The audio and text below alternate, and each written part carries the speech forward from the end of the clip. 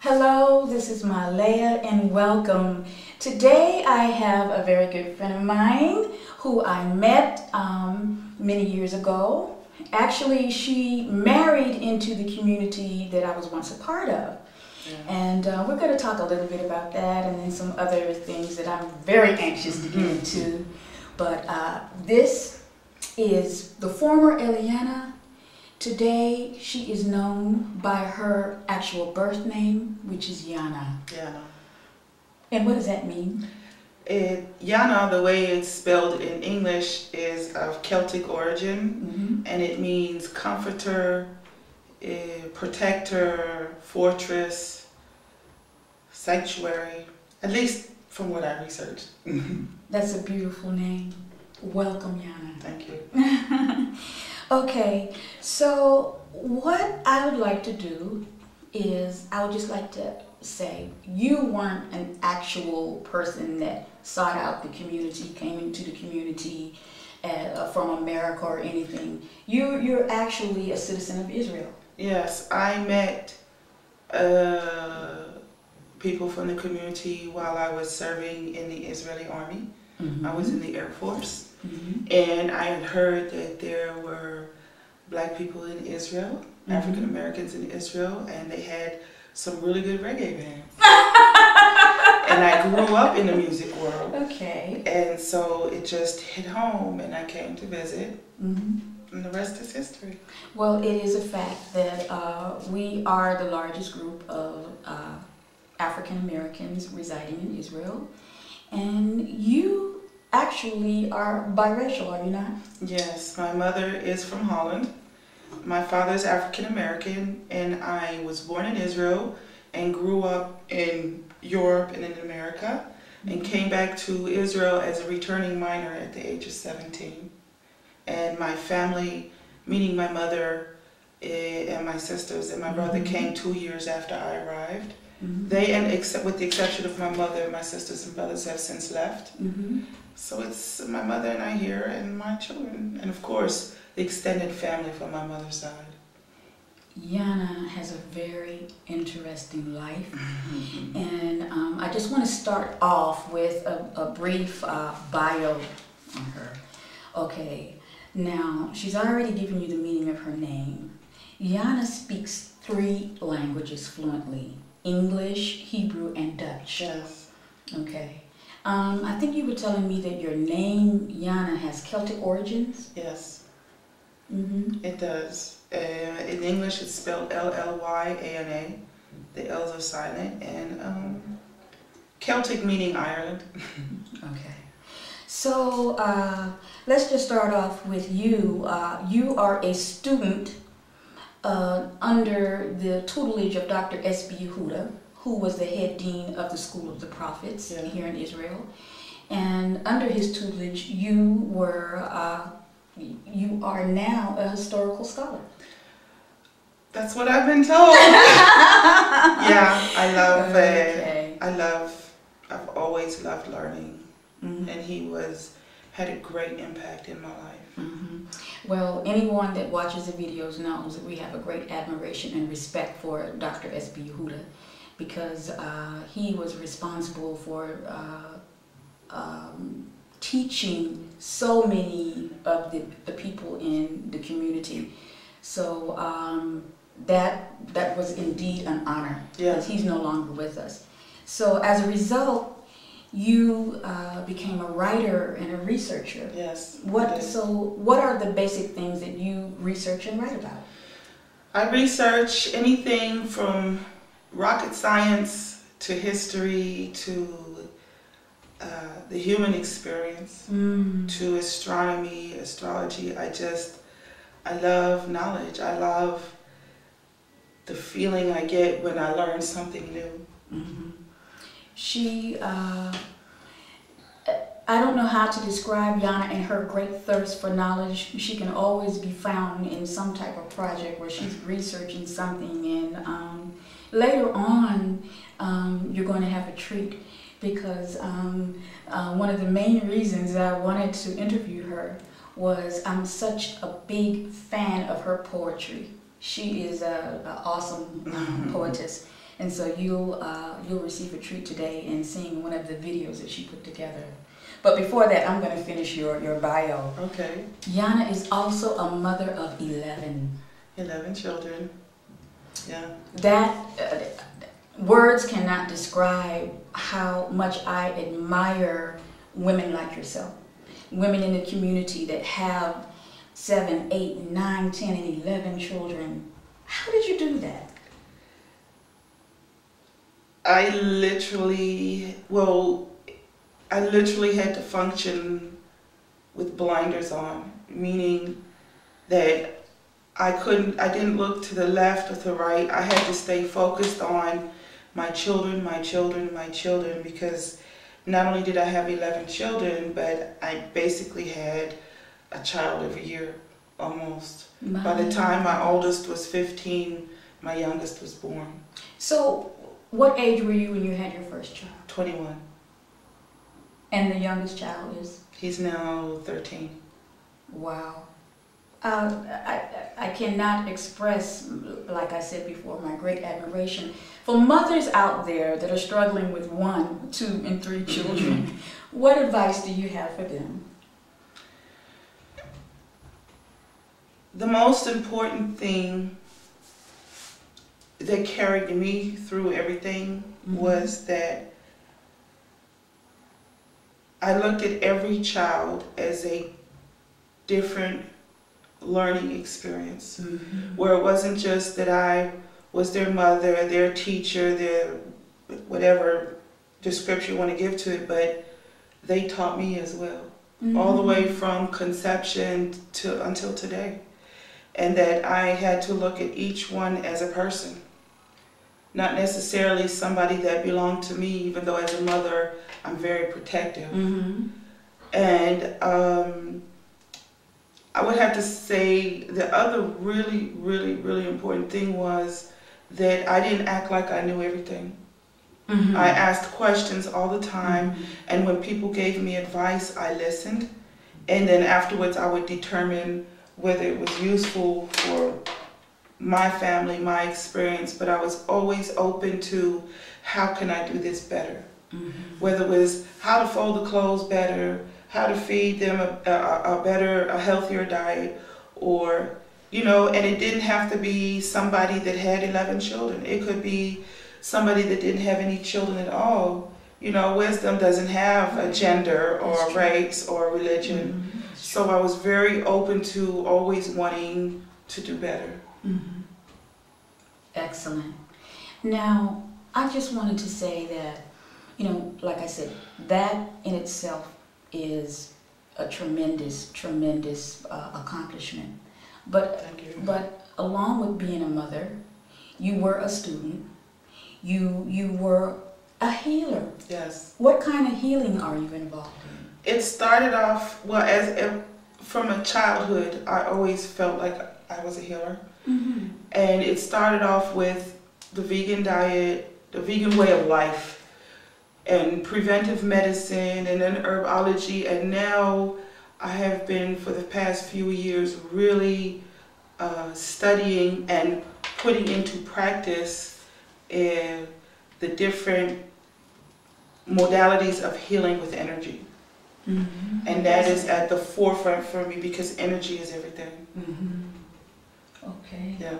Wow. So I just have to ask you, okay, now I like to say that as an ex-member of the community, we were quite proud of the fact that we were the forerunners in the vegan diet here in Israel.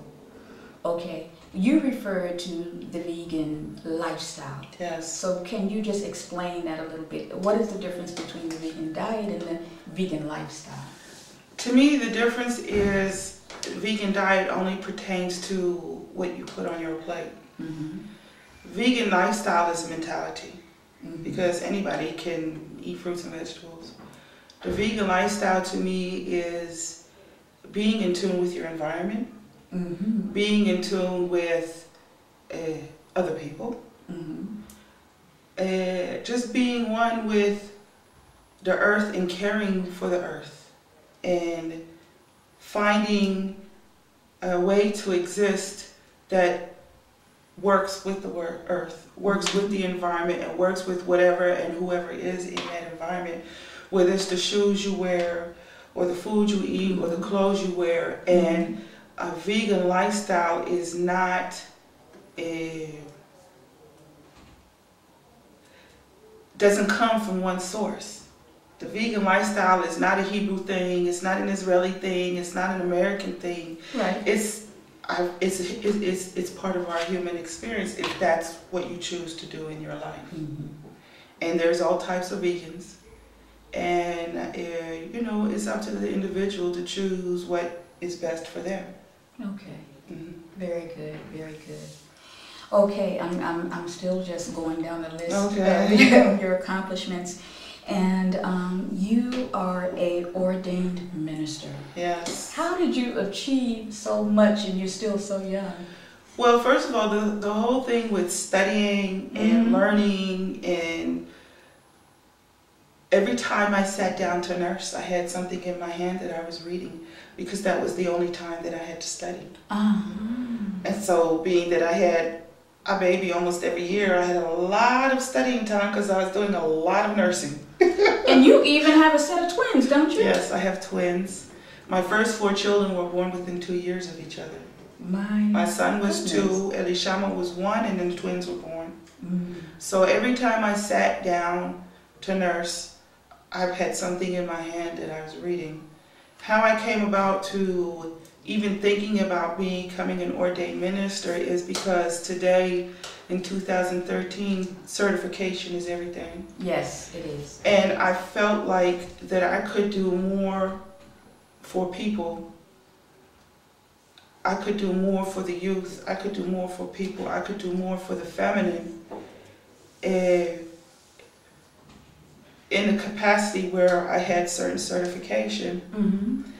Only because more doors open up. And the motivating factor really was my son, Oriel. He's my oldest son, and he's engaged to be married. And there are some challenges with whether he can or cannot get married in the community.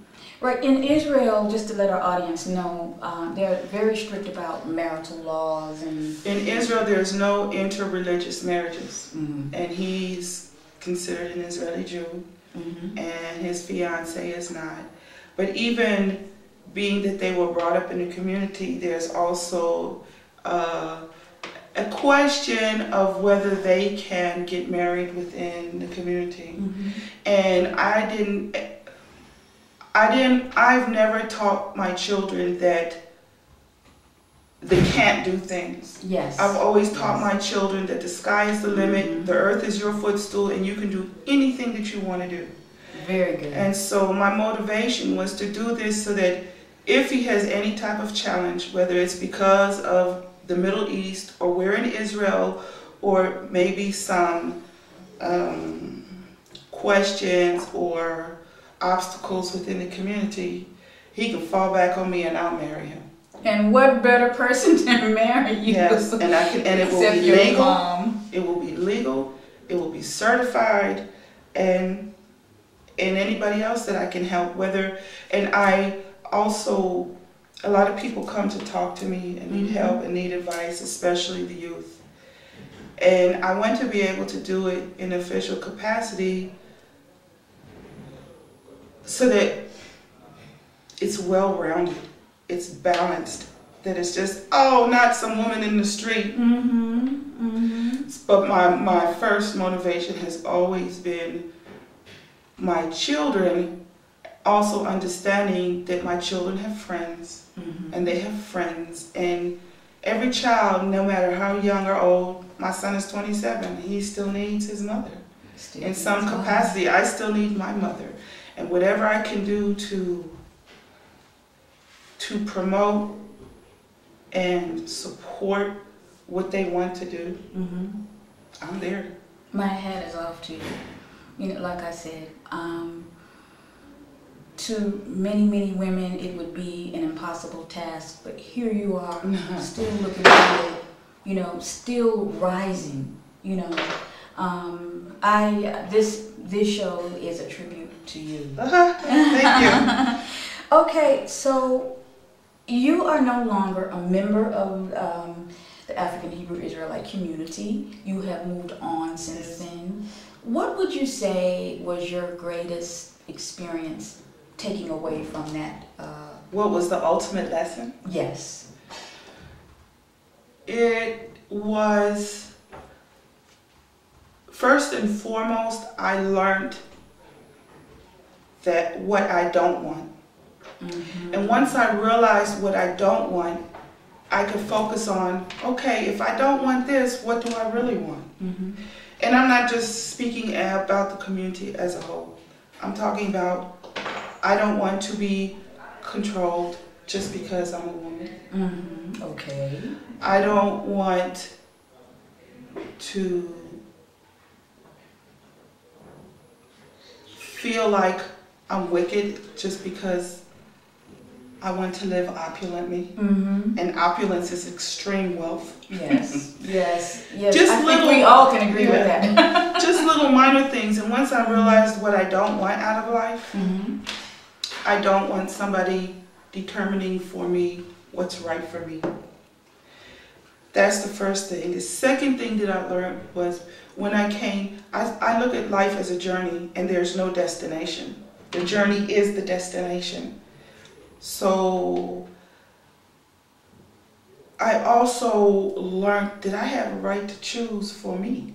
Yes, you do. And I didn't know that I had that right. Mm-hmm. And because I didn't know I had that right, I attracted things into my life that put me in a position where I had to choose or sink. Mm-hmm. So when I realized that I had the right to choose for me, what felt good to me, what made me happy, what I liked, it was very liberating, because at that point I started learning not to look for something outside of myself to save myself. Mm-hmm. I was able then to turn inward and determine what was best for me. Wouldn't you say that much of the poetry that you have written is an expression of that? Truthfully, I really don't know, because when I write, I go into a zone, mm-hmm. and when I finish writing, I come out of the zone and I say, oh wow, this is cool. Right. You know, it's not that I go into writing whatever I do with a purpose. Mm-hmm. When concerning poetry, if I'm researching something, it's different. Right. But as far as poetry is concerned, I just let go, and I just exist in the moment, and that's what comes out on paper. Wow. Yeah. Okay. Out of everything that you've written, and you're a prolific writer, mm-hmm. What piece would you say was your favorite piece of poetry? The poem that I put online on YouTube called Thunderously Whispering. Okay. And I really, really, really like that one because it speaks so much to who I really am, mm-hmm. and the deep thoughts that I have when I'm by myself. Mm-hmm. And then when somebody inspired me to put pictures to it and music, right. And once I did that and I saw what I was blessed to be able to create, it was just a good feeling. So that's my favorite piece. Were you, did you write in this manner before you came into the community, or as a youngster, yes. Or was it something that you just developed? I started writing, from the age of about 10, I've always wanted to write, and from the age of 15 was when I really started consciously and regularly writing things. Mm-hmm. Just for me, not to publish, not anything. I would just write because it felt good. Okay. Now, from what I've heard, you're also writing something else. Yes, I have a work in progress, and the only thing that I will say about it, that it's going to be a science fiction book. Because science fiction is my first love. Mm-hmm. And so I'm writing a book that's totally science fiction. I cannot wait. Yes. If it's anything like what we've seen already, I'm sure it'll be on the top of the bestseller list. Well, that'll be cool. I don't mind being rich and famous. All right. Well, Yana, it has indeed been my pleasure to sit with you today. Mm-hmm. And again, I just want to say that I am in awe of you. And we Thank celebrate women like you Thank you. with so much strength, with so much power, and you did it all while you did the incredible thing or task of raising 11 children. Of course, it's never over. No. You know, I'm a mother of 4, and it's an ongoing thing. But you have emerged as a tower of strength, Thank you. and also what is the word I'm trying to say? A symbol for our daughters. How many daughters do you have? I have 5 daughters and 6 sons. And I have a grandson and a granddaughter on the way. Do you? Although they're forbidden to call me grandmother. You're still too young. Yeah, he calls me Ima and he calls his mother Mommy, and that's the way it is. I'm too young. But I just really want to be an example of there's no such thing as impossible. Yes. There's no such thing as I can't. Yes. There's no such thing as it doesn't exist. Mm-hmm. And my blessing, I really feel that the blessing in having so many children was that I could never give up. Yeah. I had to keep going for the sake of my children. And so if I'm an example of anything to the youth, to women, to Mm-hmm. people, it's just everybody has the right to be happy. Yes. Everybody has the right to love and be loved, and not according to the dictates of what somebody else thinks, how somebody else thinks that you should be loved and loved.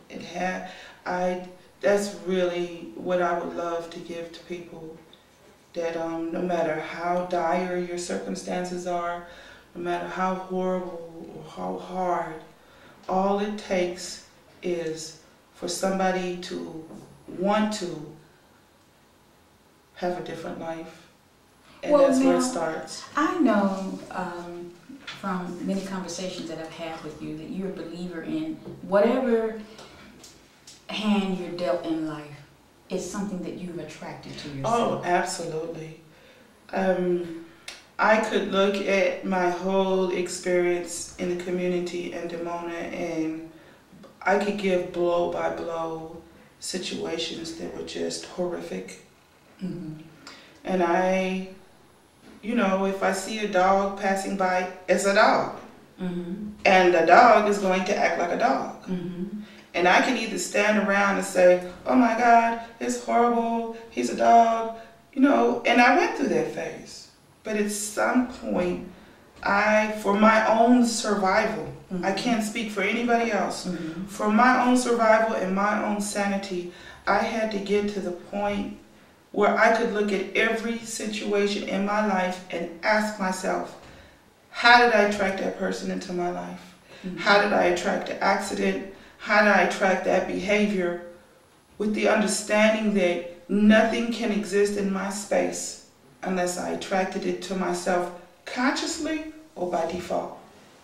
And once I started taking that approach and that attitude, it was empowering, because at that point, I started learning how to attract only what I want in my space. Mm-hmm. Whether it meant every bus was on time, money came in, Mm-hmm. people's attitudes changed. Okay. And so I live by that premise. It works for me. Okay. Mm-hmm. All right. Thank you again, Yana. Sure. And now we're going to see what I consider one of the most beautiful poems ever written. Mm-hmm. Thank you. And the name of it is? Thunderously Whispering. Thunderously Whispering Yes. by Yana. Mm-hmm. Thank you. Thank you, everybody. Peace out.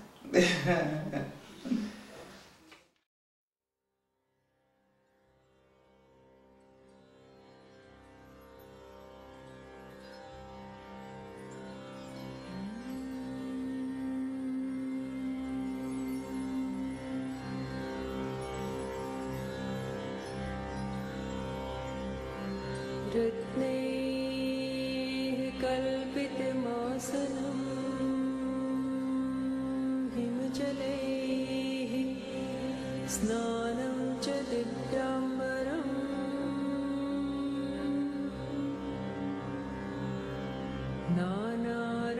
नानारत्नविभूषितं मृगमदा मोदाङ्कितं चन्दनम्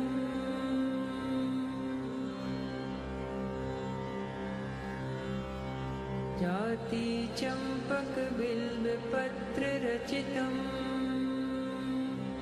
पुष्पं च धूपं तथा दीपं देवदयानिधे पशुपते हृत्कल्पितं गृह्यताम्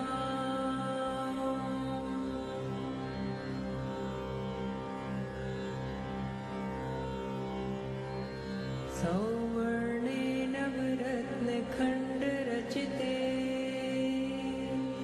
पात्रे घृतं पायसम्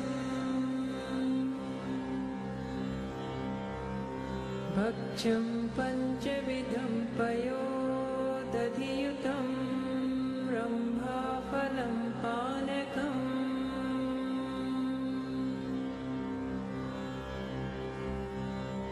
शाकानां यतं जलं रुचिकरं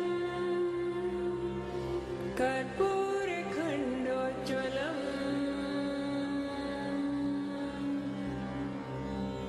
ताम्बूलं मनसा मया विरचितं भक्त्या प्रभो स्वीकुरु